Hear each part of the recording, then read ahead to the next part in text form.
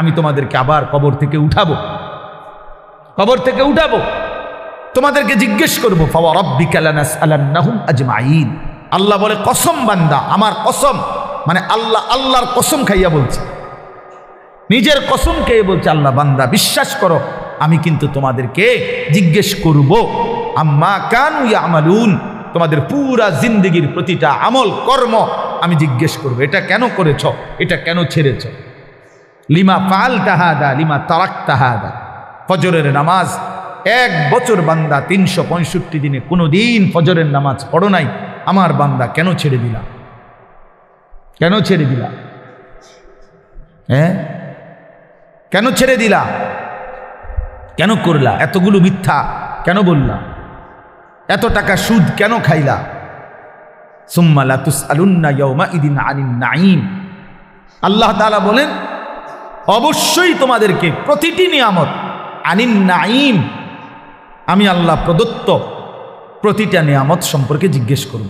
হাসি কান্না আনন্দ বেদনা, এই আসমান জমিন রোদ বৃষ্টি ক্ষেত ফুল ফল ফসল, স্ত্রী কন্যা জায়গা জমি হাত পাও দেহ অঙ্গ প্রত্যঙ্গ, এক এক লোকমা খাবার, এক এক ঢোক পানি, এমনকি প্রতিটা নিঃশ্বাস, আল্লাহর কসম আল্লাহ তাআলা জিজ্ঞেস করবে বান্দা আমার এক এক নিঃশ্বাসের হিসাব দাও, এক এক ঢোক পানির হিসাব।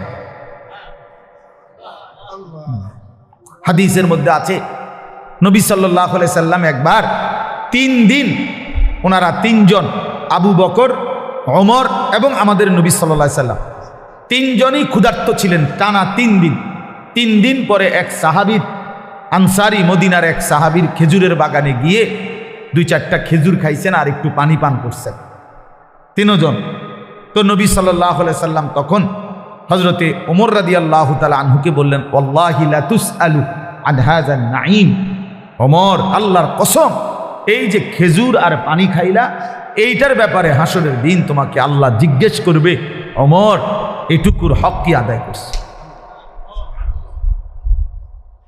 আজকের এই 3 দিন ক্ষুধার্ত থাকার পরের এই 1 ঢোক পানি আর এই 2টা খেজুরের হিসাব দিতে হবে। কিতাবে আছে হযরত ওমর রাদিয়াল্লাহু তাআলা আনহু অবাক হয়ে গেছেন, ইয়া রাসূলুল্লাহ কি বলেন, ক্ষুধার্ত অবস্থায় 3 দিন পরে 2টা খেজুর খাইলাম আর একটু পানি পান করলাম, এটারও হিসাব দিতে হবে। আল্লাহ নবী বলেন ওয়াল্লাহি লা তুসআলু, আল্লাহর কসম হিসাব দিতে, লা তুসআলু, জিজ্ঞেস করা। তাহলে এই পর্যন্ত 3 বেলা ভাত খাইছেন কয়দিন, মন মতো পানি পান করছেন কয়দিন, কত আইটেমের ফল ফলাদি খাইছেন কতদিন বলেন।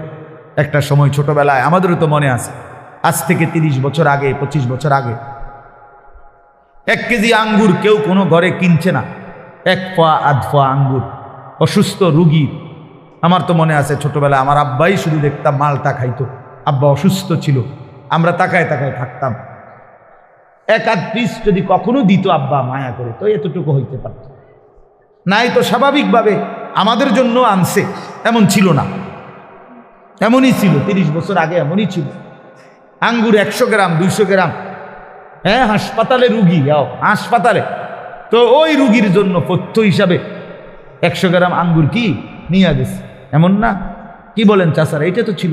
তাইলে আজকে আলহামদুলিল্লাহ কি পরিমাণ ফল ফলাদি আমাদের বাচ্চারা খাইতেছে, আল্লাহ তাআলা কি পরিমাণ রিজিক দিচ্ছে আমাদের, তো সেই রিজিকের কি কোনো হিসাব নিবে না? কথা বলেন না? তাহলে এই জন্য বাবা আল্লাহ তাআলার এটা ওয়াদা, আমরা যদি এটা না বুঝি আমাদেরই বোকামি হবে। তোমরা যারা কিশোর তরুণ ছেলে অনেকেই আছো, কোনোভাবেই বুঝতে চাচ্ছ না, তুমি মনেই করো না যে তোমার যে মানুষ, তুমি যে মুসলমান, এবং তোমার যে 14 বছরের পর থেকে তোমরা যারা বালেগ হয়েছ, অর্থাৎ যাদের উপরে গোসল ফরজ হয়েছে, যাদের বীর্যপাত হয়, গোসল ফরজ হয়, সেদিন থেকেই তোমার হিসাব পুরাপুরি 100 তোমার প্রতিটা নিঃশ্বাসের হিসাব উঠতেছে আমল নামার মধ্যে। তাহলে তোমাকে এই বালেগ হওয়ার পর থেকে প্রথম সেকেন্ড থেকে তোমার হিসাব দিতে হবে। একটা চোখের দৃষ্টি, কতবার নারী দেখছো, ছবি দেখছো, নর্তকী দেখেছো, উলঙ্গ ছবি দেখেছো, প্রত্যেকটা পলক নজরের হিসাব দিতে হবে আল্লাহর কাছে, আল্লাহর কাছে। প্রতিটা হাত পায়ের অঙ্গের নড়া চড়ার হিসাব আল্লাহ তাআলার কাছে দিতে হবে। আমাদের 16 বছর 18, 20, 25 বছরের ছেলে পেলে সে মনেই করে না কিছু, যে সে যে একটা মানুষ, সে যে একটা মুসলমান, সে যে আখেরাত আছে, আল্লাহ আছে, রসুল আছে, কোরআন আছে, কিচ্ছু বোঝে না, কিছুই বোঝে না। কি করে, কেন হাসে, কেন কাঁদে, কেন ঘুরতে আসে, কি করতে আসে, কি করে চুল, কি করে জামা, কি করতেছে, কার লগে আড্ডা দেয়, কেন আড্ডা দেয়, এত ছবি কেন উঠায়, এত ভিডিও কেন করে, কারে দেখাস বেটা, কে দেখে তোর এগুলা, কে দেখে, কার পাগলামি কে দেখে, নিজেই মোটর সাইকেল চালায় জোরে, আবার এটা নিজেরটাই নিজের সামনে ভিডিও লাগাইয়া এটা ভিডিও করে, এটা আবার ফেসবুকে দিল, মানুষের বাকি কিছু পাগলে চাইল, এই পাগলের পাগলামি। আহা, এটা কথা হইল? মোটর সাইকেল চালানিও ভিডিও করতে হয়, সাইকেল চালানিও, পেশাব পায়খানাও তো ভিডিও করা উচিত, লোডা বদনাও তো ভিডিও করা উচিত। আহা, এত ফালতু একজন সুস্থ স্বাভাবিক মানুষের জীবন হতে পারে না, যাকে আল্লাহ তাআলা ন্যূনতম আকল দিয়েছেন। হ্যাঁ, কাউকে আল্লাহ তাআলার যখন লানত হয়, আমি এই জন্য প্রায় বলি, কারো উপরে যখন আল্লাহর লানত বর্ষণ হয় তো আল্লাহ তাআলা তার স্বাভাবিক আকল সরায় দেয়। আদাল্লাহুল্লাহু আলা ইলমিন, আল্লাহ তাকে তখন পথভ্রষ্ট করে দেয়।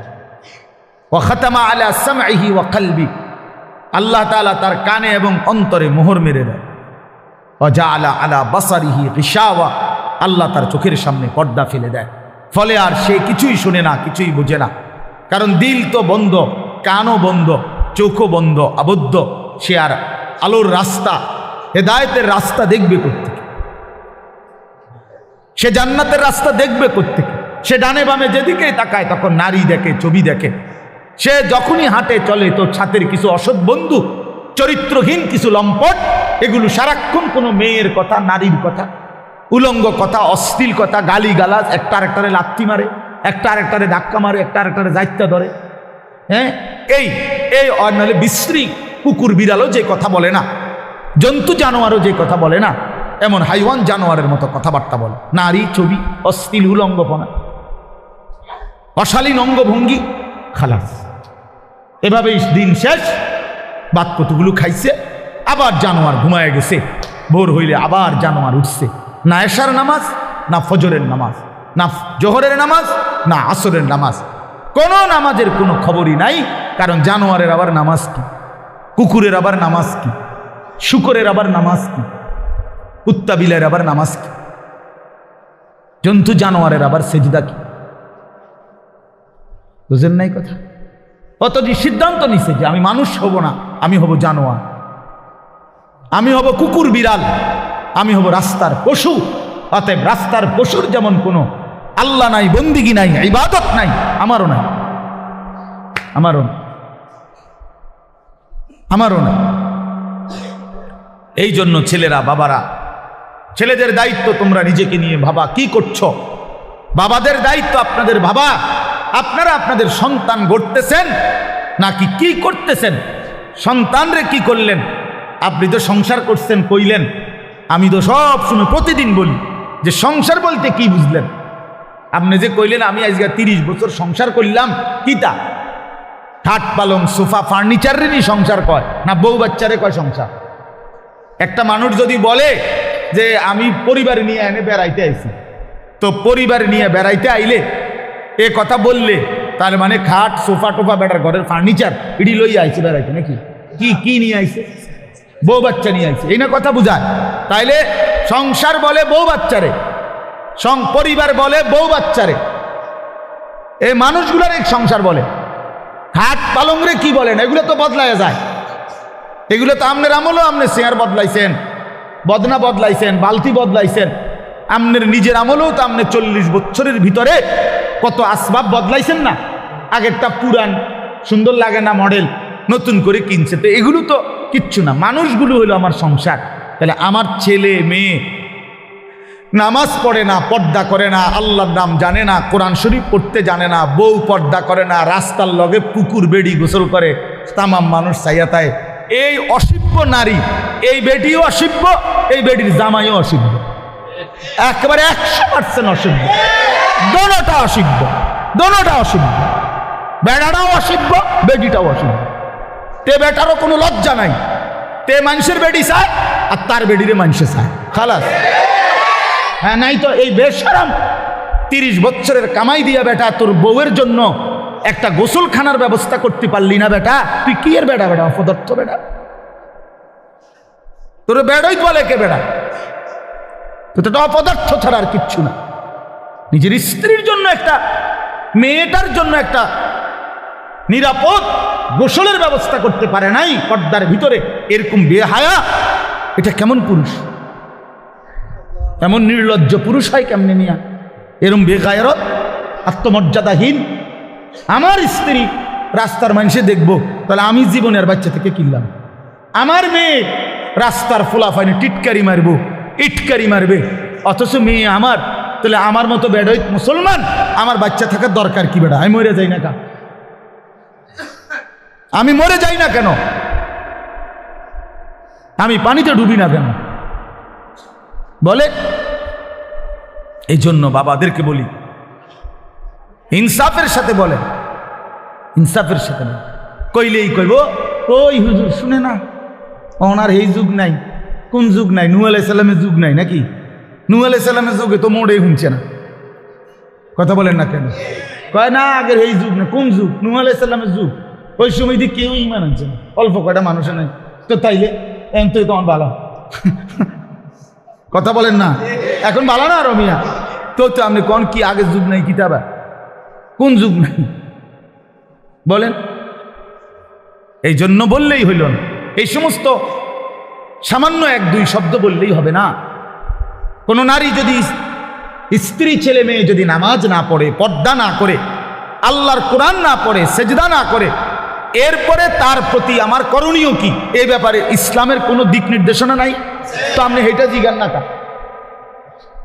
কথা বুঝেন নাই আমার? যে হুজুর আমি 50 বার বলছি আমার বেডির, আচ্ছা 2 বছর ধরে আমার বউরে পর্দা করতে বলছি, কথার কথায় কোনোভাবেই আমার বিবি পর্দা করে না, এখন আমি কি করতে পারি? এই ব্যাপারে ইসলামের কোনো নির্দেশনা নাই। তো সেইটা জিগাইবেন। এরপরের কামটা কি এটা বলতে আপনি জিজ্ঞাসা করবেন। আমি হুজুর কোনোভাবেই আমার বেটি আমার কথা শুনে না, বউ সে আমারে শুধু বিরক্ত করে অথবা এই কারণে কষ্ট দেয়, তো আপনি তালাক দিবার আগে আপনি আগে জিজ্ঞাসা করেন যে হুজুর আর কোনো উপায় আছে কিনা, আর কোনো ফর্মুলা আছে কিনা ইসলামে?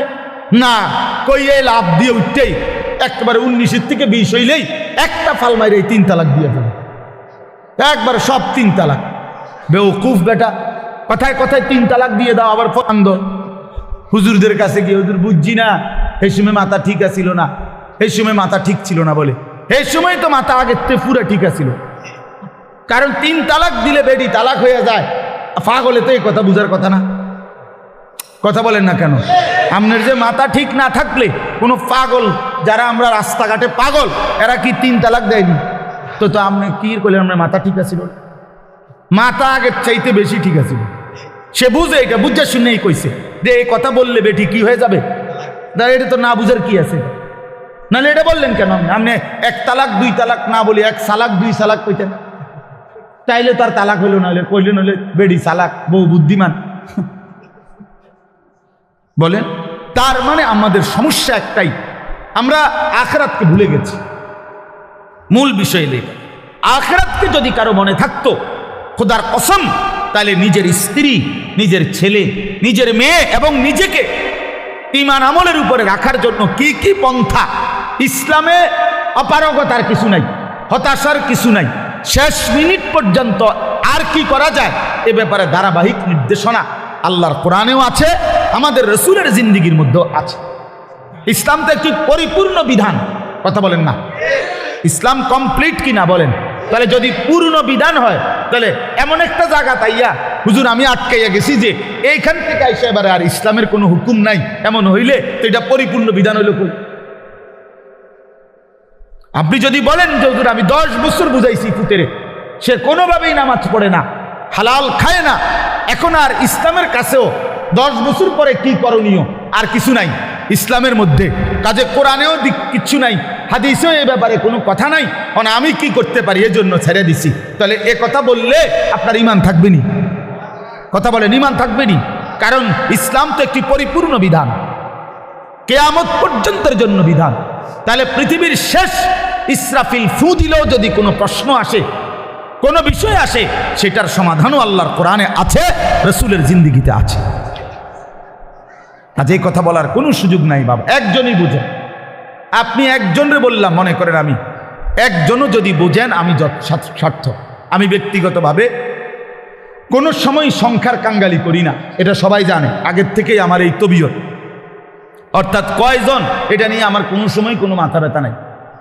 আমি বলতে থাকি, এই আজকে 21 বছর আমার এই জিন্দেগি, আলহামদুলিল্লাহ।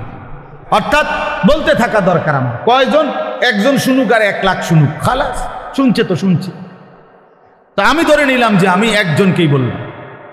এক ভাই তার ফিকির আসলো নিজের পরিবর্তন, স্ত্রী সন্তানের পরিবর্তন।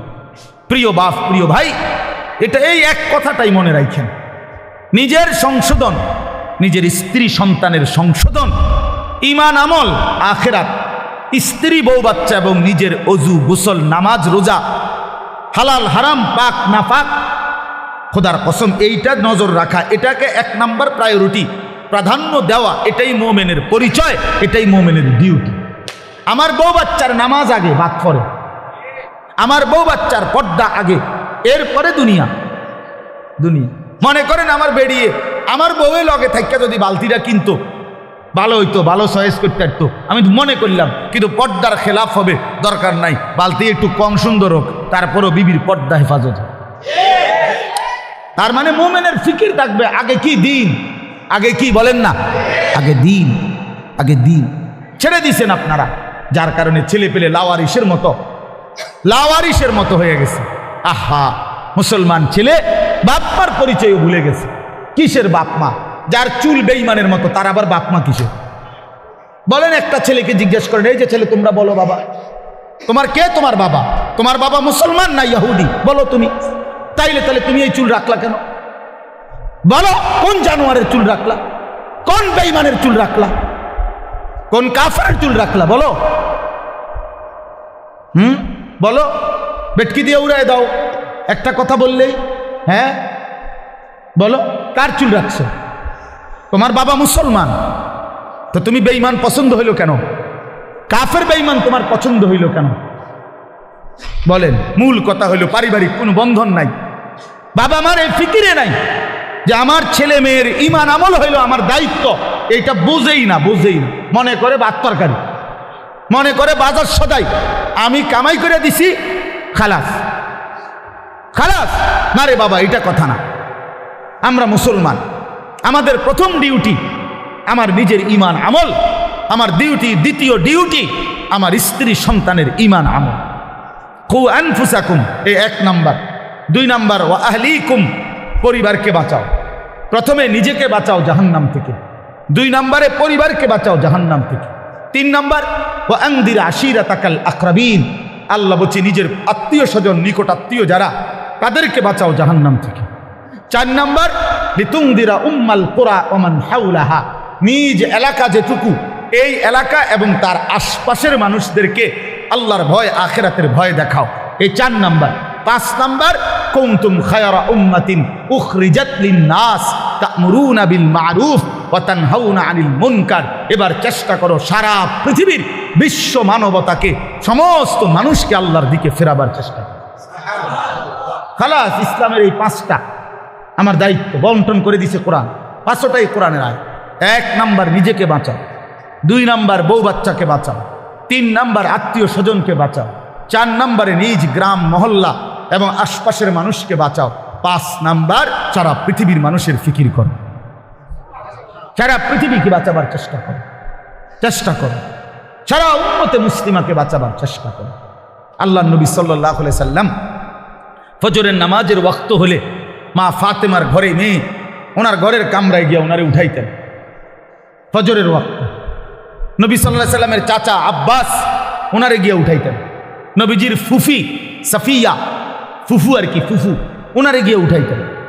আর ডাক দিয়ে বলতেন, আনকিজি নাফসাকে মিনান নার, হে চাচা, হে ফুফি, জাহান্নামের আগুন থেকে নিজেকে বাঁচান। ফাইন্নী লা উগনি আনকে মিনাল্লাহি শাইআ। বলতেন ফুফু, চাচা, আল্লাহর কসম। মেয়ে ফাতেমাকে বলতেন, ফাতেমা, আমি তোমারে মুহাম্মদের মেয়ে বললে, মুহাম্মদের চাচা একথা বললে, মুহাম্মদের ফুফু বললে আমি হাসরের ময়দানে কোনো উপকার করতে পারবো না। নিজের ঈমান, নিজের সেজদা, নিজের তাকওয়া এটা দেখাইয়া হাসরের ময়দানে মুক্তি নিতে। মুহাম্মদের স্বাস্থ্যবাই কইলে হইতো না। নাউযুবিল্লাহ। হ্যাঁ, নবী পাকের মেয়ে বললে হবে না, নবী পাকের চাচা বললে হবে না। নবীজির চাচা বললে যদি জাহান্নামের মুক্তি পাওয়া যায়, তো আবু তালেব, আবু লাহাব, আবু জাহেল, আবু লাহাব তারাও তো বলবে আমি তো চাচা। কথা বলেন না কেন? তাইলে তখন কি হবে? এজন্য নবী বলছেন না না, আত্মীয়তার পরিচয় হবে না, ঈমান আমলের পরিচয়। ফাইযা নুফিখা ফিস-সূর ফালা আনসাবা বাইনাহুম ইয়াওমাইদিন। আল্লাহ বলেন হাসরের মাঠ যখন কায়েম হবে, কেউ কাউকে কোনো আত্মীয়তার নসব মানে কি? আত্মীয়তা, বংশের কোনো পরিচয় হবে না। ওয়ালা ইয়াতাসাআলুন, কেউ কাউকে ভালো মন্দ জিজ্ঞেসও করবে না। ভাইজান কোনো কষ্ট হইতেছে কিনা চাচা, বসতে কোনো অসুবিধা হইতেছে? না না, এখানে কথা কই না, হাসরের ময়দানে। বুঝেন নাই? এখন না আমরা জিগাই যে ভাই সাহেব কোনো একটু আরামসে বসেন, বা ওনার একটা চেয়ার দেন, ঠিক আছে না? চাচা যান মুরব্বী, ওনার একটু আগে বাইর হইতে দেন, ওনার আমরা এরকম বলি কি না বলে? তো আল্লাহ তাআলা বলেন কিয়ামতের দিন ওয়ালা ইয়াতাসাআলুন, কেউ কাউকে একটি শব্দ জিজ্ঞেস করবে না যে কষ্ট হচ্ছে কিনা। না না, লিকুল্লি ইমরিইম মিনহুম ইয়াওমাইদিন শা'নুন ইউগনি। আল্লাহ বলেন প্রত্যেকেই নিজেকে নিয়েই ব্যস্ত থাকবে। ইয়াওয়াদ্দুল মুজরিমু লাউ ইয়াফতাদি মিন আযাবি ইয়াওমিইদিন বিবানি ওয়া সাহিবাতিহি ওয়া আখি ওয়া ফাসিলাতিহি আল্লাতী তু'বি ওয়া মান ফিল আরদি জামিআ সুম্মা ইউনজি। বড় সাংঘাতিক আয়াত এটা। আল্লাহ বলে প্রত্যেকটা নাফরমান পাপী জাহান্নামী কিয়ামতের দিন আল্লাহকে বলবে, আল্লাহ আজকে এই হাসরের ময়দানে আপনি আমার ভাই, আমার স্ত্রী, আমার সন্তান, আমার মহল্লাবাসী, এমনকি গোটা পৃথিবীবাসীকে জাহান্নামে দিয়ে দেন, তবুও আমারে বাঁচায় দেন।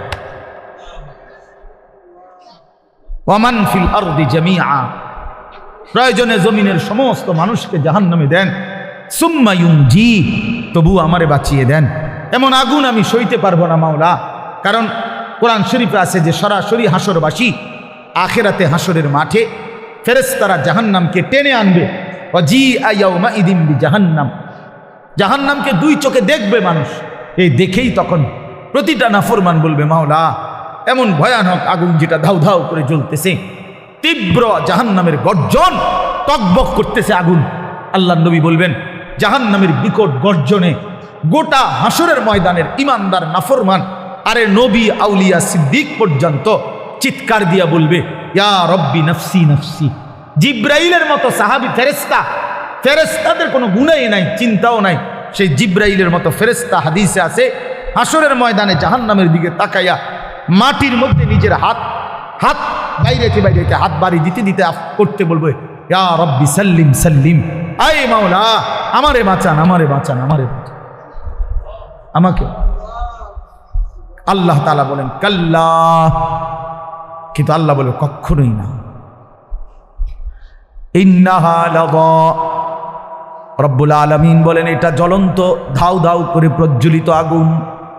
নাজ্জাতাল লিশ-শাওয়া, রব্বুল আলামিন বলে না ফরমান এই মুহূর্তে জাহান্নামের আগুনে ফেলা হবে। প্রথম সেকেন্ডেই, প্রথম মিনিটেই নাজ্জাতাল লিশ-শাওয়া, সারা দেহের গোশত, চামড়া, হাড্ডি প্রথম মিনিটেই, এক সেকেন্ডেই একদম জ্বলে ভুনা হয়ে যাবে।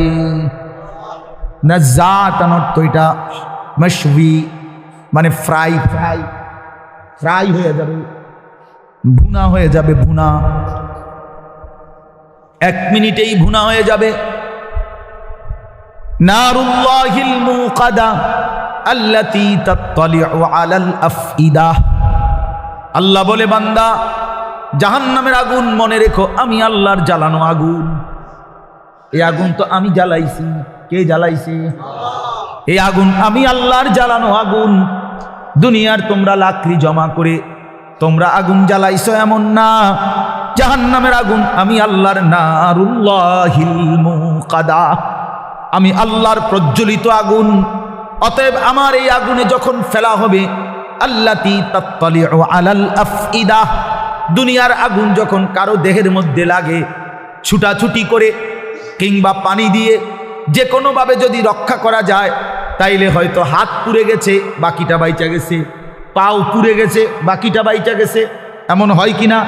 তো রব্বুল আলামিন বলেন জাহান্নামের আগুনে যখন ফেলবে, আমার এই প্রজ্বলিত আগুন ফেলতেই প্রথম মিনিটেই বান্দা তোমার সারা দেহ এমনকি তোমার কলিজা সুদ্ধা প্রথম মিনিটেই জ্বালায় ফেলবে। একই সাথে একই মুহূর্তে বাহির এবং ভিতরের কলিজাটা সুদ্ধা ভুনা করে ফেলবে। আল্লাতী তাত্তালিউ আলাল আফইদা, আফইদা। কি মনে করছো নওজোয়ান? আগে নয়তো সিদ্ধান্ত নাও আখেরাত নাই, এবার বেডি চাও, কোনো অসুবিধা নেই। তুমিও ল্যাংটা হয়ে যাও, ছবিও দেখো ল্যাংটা। দেখো যুবক, আমি বললাম তুইও লুঙ্গি খুলে ফেল, কাপড় খুলে ফেল নাফরমান, আর নর্তকীও দেখ, তোর কাপড়ও খুলে ফেল, নর্তকীর কাপড় তো খোলাই, যা দেখ। তবে আগে শর্ত হলো একথা বোঝাপড়া করে নাও, কারোর সাথে হিসাব মিলাইয়া নাও যে আসলে যে হুজুররা বলে কবর হাসর আখেরাত, এটি আসলে মিশা কথা নেই, এই কথা কারোর থেকে জিজ্ঞাসা করে নাও। কথা বুঝেন নাই আমার? এটা যদি ফয়সালা হয়ে যায় যে হ্যাঁ এগুলো নাই, তো ঠিক আছে বন্ধু, নাচো গাও ফুর্তি করো, যা মন চায় তাই করো। কিন্তু এ কথার তো কোনো কাফেরও আজ পর্যন্ত বলে নাই যে কবর হাসর আখেরাত নাই। না, হিন্দুরাও তো স্বর্গ নরক কয় না? কথা বলেন না কেন? হিন্দুরা মরলে আমরা যেরকম কই মরহুম, হেরাদে কয় স্বর্গীয় উমক, তো হিন্দুরাও তো বলে। কাফের বেঈমানও তো বুঝে পরকাল, তুমি বুঝো না কেন? কাফের বেঈমানের পরকালের ধারণা ভুল ধারণা, মানে পরকাল মানে, কিন্তু পরকালের ব্যাপারে তারা যেই ধ্যান ধারণা, এটা তাদের ভুল। কিন্তু আমরা মুসলমান, আমাদের পরকালের ব্যাপারে বর্ণনা একেবারে স্পষ্ট। কোরআনুল কারীমের 3 ভাগের 2 ভাগে আখিরাত। আখিরাত নবী সাল্লাল্লাহু আলাইহি সাল্লামের সারা জিন্দেগীর চোখের পানি উম্মতের জন্য যে কাঁদছেন 23টা বছর, কি জন্য? যে আল্লাহ 23 বছর নবী কাঁদছেন উম্মতের জন্য। কেন? দুনিয়ায় যেন ভাত মাছে কষ্ট না পায় উম্মত, এই জন্যই তো না? কথা বলে, উম্মত যেন ভাতে মাছে কষ্ট না পায় দুনিয়ায়, বউ বাচ্চা লইয়া যেন সুখে চলতে পারে, এই জন্যই তো নবীর 23 বছরের চোখের পানি, নাকি? তাহলে কি জন্য? কথা বলেন না, কোন জায়গার জন্য কাঁদছেন? তো সেই আখিরাত মিথ্যা, নবীর 23 বছরের চোখের পানি মিথ্যা। তাইলে আপনারা কি বুঝলেন বাবা? যারা নামাজ পড়েন না, কেন পড়েন না? কি বুঝছে? মানে আমার লোক, আমার কথা হলো, আমার এটা মাঝে বুঝতে মন চায়, জানতে মন চায়, যে একটা যুক্তি তো থাকবে যে হুজুর আপনি যত কথাই কন এটা এটা হইতো না, আমি এটা বুঝছি, আপনি নাম বুঝেন ধরলো আমি বুঝছি, তো এইটা আমারে বুঝায় কর না। আচ্ছা আমরা শুনি, কি দৃষ্টিতে তুমি বুঝলা আখেরাত নাই, পরকাল নাই, এই পাপের কোনো বিচার হবে না, এটা কেমনে বুঝলা? একটা যুক্তি তো থাকবে মানুষের। এই জন্য দয়া করে ভাবতে শিখে। আমি আমার সবটুকু দিয়ে বলতে, আমি আজীবন চেষ্টা করছি আমার এই ছোট্ট জীবনটা বলতে বলতে আজ আর শরীর অনেক কাহিল হয়ে গেছে, ব্যস্ততা অনেক বাড়ছে, কিন্তু শরীর কি হয়ে গেছে?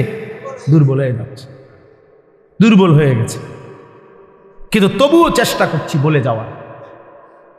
অর্থ হইলে কথা বলা, বাবা আখেরাত সত্য, কবর সত্য, হাসর সত্য। প্রিয় বন্ধু, নষ্ট হইও না, ছেলেরা নষ্ট হইও না। বাপ, পচে যাওয়া জিনিস কেউ গ্রহণ করে না, বখাটেকে দুশ্চরিত্রকে কেউ পছন্দ করে না, লম্পট চরিত্রহীন, নারী লুভী, জিনা বেবিচার, অসভ্যতা, মদ জুয়া আসক্ত এমন অপদার্থ জানোয়ারকে কেউ পছন্দ করে না। তারে কুকুরের সাথেই মানায়, মানুষের সাথে মানায় না। বেনামাজিকে জানোয়ারের সাথে মানায়, ইমানদার মুসলমানের সাথে মানায় না, মানায় না। হ্যাঁ, এজন্য এটা জরুরি বিষয়, এটা বুঝার বিষয়। কেন আমি নামাজ পড়ব না, কেন আমি হালাল খাবো না? 30 বছর ধরে যারা সুদ খাইতেছেন, এই বাবা সংসারের অভাব পূরণ হয়েছে তো? বলেন না কেন? হ্যাঁ, 30 বছর ধরে যেই বাটপারে ওজনে কম দেয়, এই বাটপার জিজ্ঞাসা করেন না যে বাটপার তোর এই 30 বছর ধরে যে কাস্টমার ঠগাস, তোর অভাব গেছি না যাবে কোনোদিন? তো তো লাভ হইল কি বেড়া, কিরে এত সিটারি করে কাম তো লাভ হইল না, সিটারিয়ে যা করলা, কই সংসারের অভাব তো গেল না, কিস্তি তো শেষ হয় না, কিস্তি তো শেষ হয় না, প্রয়োজন তো শেষ হয় না। কই কিস্তি ইনকাম করে 90,000, কিস্তি চলে 6 লাখ। হ্যাঁ, কথা বলেন না কেন? কিস্তি কারণটা কি? বেডারে দিয়েও কিস্তি লইছে, বেডিরে দিয়েও কিস্তি লইছে, পুতের বউরও দিয়েও কিস্তি লইছে, নাতিরে দিয়েও কিস্তি লইছে। সংসারের সবগুলো হারাম কর, বউ হারাম কর, স্ত্রীও হারাম কর, পুতের বউ হারাম কর, প্রত্যেক কিস্তি যে লইছে তো হারাম কর। কথা বলেন না কেন? হ্যাঁ, মাতেন না কা নাইরে আপনি পাল্টা জবাব দেন। হ্যাঁ, কোন আমি শুনি, তর্ক করেন। কিস্তি মানে তো হারাম, সুদ মানে তো হারাম, সুদ মানে তো হারাম। তো বলে হুজুর না খাইয়া মরে যাবো নি? হ্যাঁ, মরে যাবেন। মরলে কি শরম নেই? কোনো মানুষ মারা গেলে এটা কি বেজ্জতি নেই যে ছি ছি ছি জীবনে কেউ মরল না, হায় হায় রে আস্তাগফিরুল্লাহ আস্তাগফিরুল্লাহ, এরকম শরমের কথা? লোকটা মরে গেল, বলে বলেন মরে যাওয়া কোনো শরম? তো মরে যাবে, অসুবিধা কি? আমারও তো অনেক সময় অনেকে বলে যে হুজুর না খাইয়া কি মরে? হ্যাঁ, মরে যাবেন আপনি, অসুবিধা কি? না খাইয়াই মরে যাবেন, অভাবে মরে যাবেন, ঠিক আছে, কিন্তু এরপরেও তো চোখটা বন্ধ হইলে জান্নাতের দুয়ার খুলে যাবে। যে মাওলা অভাবে পড়ে গেছি তো তোমারে ছাড়ি না, খাইতে পাই নাই কিন্তু তোমারে ছাড়ি না।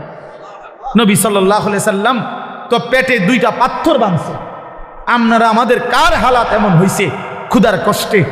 হ্যাঁ, পাথর বাঁধছেন, বলে 3 দিন খান নাই টানা, এমন আমাদের কারো জানা মতে, আর আমরা বাদ দেন নিয়া, আমাকে জানা মতে বলে আমার চাচা একবার এরম হয়েছে, আমার জ্যাডার একবার এরম হয়েছে যে 3 দিনে এক লোকমা খাবার খায় নাই, এমন হয়েছে। চাচা আপনি শুনছেন? চাচা আপনি তো মুরব্বী বয়স্ক, আপনি বলেন চাচা, আপনি বলেন এমন শুনছেন কোনোদিন? কিন্তু আল্লাহ নবী সাল্লাল্লাহু আলাইহি সাল্লাম যে দিনের পর দিন 3 দিন ক্ষুধার্ত ছিলেন, এ কথা কি আপনারা শুনেন নাই? তাহলে নবীজির চাইতে ক্ষুধার কষ্ট বেশি সয়েছে এমন উম্মত তো এই 1450 বছরও এখনো হয় নাই। সাহাবায়ে কেরাম, আবু বকরের মতো দামি সাহাবী, ওমরের মতো দামি সাহাবী, হযরত আয়েশা নবীজির স্ত্রী বলেন রাআইনা হিলালান সুম্মা হিলালান সুম্মা হিলালান। নবীজির স্ত্রী বলেন এক চাঁদ উঠছে, এটা ডুবছে, আরেক চাঁদ উঠছে, এটা ডুবেছে, আরেক চাঁদ উঠছে, এটাও ডুবছে। কয়টা হলো? কয় মাস? 3 মাসে। আল্লাহর কসমে মসজিদে বসা নবীজির হাদিস, আম্মা জান আয়েশা বলে মা আওকাদাত ফি আবিয়াতে রাসূলিল্লাহ নারুন। আবিয়াত বহুবচন না, বাইতুনের, রাসূলের 9 জন বিবি। আম্মা জান আয়েশা স্ত্রী বলে আমরা 9 বিবির কারো ঘরে এই গোটা 3 মাসে কোনো দিন রান্না করা চুলায় কোনো খাবার আমরা খাই না, কোনোদিন। ফামা আইশুকুম, সাহাবী জিজ্ঞেস করছে মা তাহলে বাঁচলেন কিভাবে? ফামা আইশ, জীবনটা চালাইলেন কেমন? আল্লাহ নবীর স্ত্রী বলেন আত্তামারু ওয়াল মা, খেজুর এবং পানি। 3 মাস খেজুর এবং পানি, সকালেও এটা, দুপুরও এটা, রাতেও এটা, শনিবারও এটা, রবিবারও এটা, সোমবার, মঙ্গলবার, বুধবার, বৃহস্পতিবার, শুক্রবার, প্রতিদিন একই জিনিস। এভাবেই জিন্দিগি পার করছে। পানি, খেজুর, খেজুর, পানি। খেজুরও তো অল্প, 1টা 2টা 8টা। খেজুরের দানা বাইটা পিসাইয়া পাউডার বানায়া সাহাবায়ে কেরাম খেজুরের দানা পানি ভিজায়া ছাতুর মতো বানায়া তারপরেও খাইছে। হ্যাঁ, এই জন্য আমার বাপ, আমি আমাকেও বলছি, আপনাকেই শুধু না, আমরা আমাদেরকেও বলি, নিজেকেও বলি, নিজের ঘর পরিবার নিয়েও আলোচনা করি। তাহলে আমরা প্রত্যেকে ইনশাআল্লাহ আমাদের জিম্মাদারি মনে রাখি। কু আনফুসাকুম, আমি যে কথার থেকে এতগুলো কথা বললাম, অর্থ হলো নিজের ফিকির করা, আমার ইমান, আমার আমল, আমার আখেরাত, আমার স্ত্রী সন্তানের ইমান, আমল, আখেরাত, আমার বাপ। এবার আমি শেষ অংশে কথাটা বলতে চাইটা, আমরা যারা এখানে যে কয়জন মনোযোগ দিয়ে শুনছেন, আমি সবাইকে বলি আমরা এটা মনে রাখতে হবে, আমরা মুসলমান, আমাদের জীবন আখেরাত, আমাদের জীবন দুনিয়া হবে না। আমার একবার বিশ্বাস করেন, 200 কোটি মুসলমান আমরা যদি রাত দিনও পরিশ্রম করি দুনিয়া উপার্জনের জন্য, আল্লাহর কসম, খোদার কসম, কাফের বেঈমানের সমপরিমাণ দুনিয়া আল্লাহ আমগরে দিবে না। এটা আল্লাহর ওয়াদা, দিত না। মানে আমি হেবাটারে কইলাম শাহাদাত ভাই, আপনি যদি মাথাও ফাড়াই এলাম, আমি টাকা 500 চাইছেন, আমি দিতাম না বেটা। এবার তুমি যেটা মনে করো এটা করো, আমি কইলাম দিতাম না, দিতাম না, তখন আমি কেমনে নিবেন আপনি আমার টেয়াটা? কথা বুঝেন নাই আমার? আমি তো কইছি, একবারে কসম করে কইছি আমি টেয়াটা দিতাম না। তো আল্লাহ বলছে, বান্দা দুনিয়া আমি তোমাদের ইমানদারকে দেব না বান্দা, পুরা এটা আমার ওয়াদা, আমি দেব না দুনিয়া, আমি দেব আখেরাত। আখেরাতে আল্লাহ বলছে, বান্দা দুনিয়া আমি তোমার প্রয়োজন মাফিক দিচ্ছি, আর কাফিরকে দুনিয়া বেশি দিলাম, তবে আখেরাতে পুরাটা তোমাদের ইমানদারদের জন্যই বরাদ্দ রাখলাম, বেঈমানকে এক ঢোক পানিও পান করতে দেব না, এক ঢোক পানি। চোখটা বন্ধ হইলে কোনো বেঈমান আর এক ঢোক পানি পাবে না, এক লোকমা খাবার আর কোনো দিন মিলবে না। লা ইউফাত্তারু আনহুম ওয়া হুম ফীহি মুবলিসুন। আল্লাহ বলে জাহান্নামী, জাহান্নামের আগুনে 1 সেকেন্ডের জন্য বিরতি পাবেন। লা ইউফাত্তারু, বিরতি হবে না। কি ভাই, তাহলে আপনি কি লেগে লাফালাফি করতেছেন? আমরা কেন এরকম পাগল হয়ে গেলে? পারতেন না তো? দুনিয়া আমরা বেঈমানদের সমপরিমাণ হবে না, এটা আল্লাহর ওয়াদা, আল্লাহর ওয়াদা। তো যার হাতে সব, তিনি বলতেছেন আমি তোমারে দিতাম না, আপনি কীর্তন কারাগারি করেন কেন? এই সাফাসাফিটা করতেছেন, উনি কইলো দিত না।